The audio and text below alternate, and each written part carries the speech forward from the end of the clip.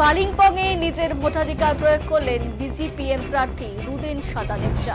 এদিন তিনি সংশ্লিষ্ট বুথে গিয়ে শান্তিপূর্ণভাবে ভোটদান করেন।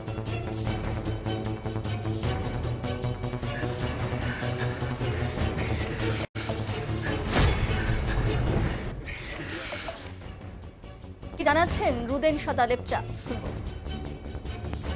आज सम्पूर्ण कालिम्पोङको लागि भोट हालेँ मैले। कालिम्पोङको शान्तिको लागि, पहाडको शान्तिको निम्ति, अनि पहाडको समृद्धिको लागि भोट हालेँ। अनि टर्च लाइटको चिन्ह हालेँ। अब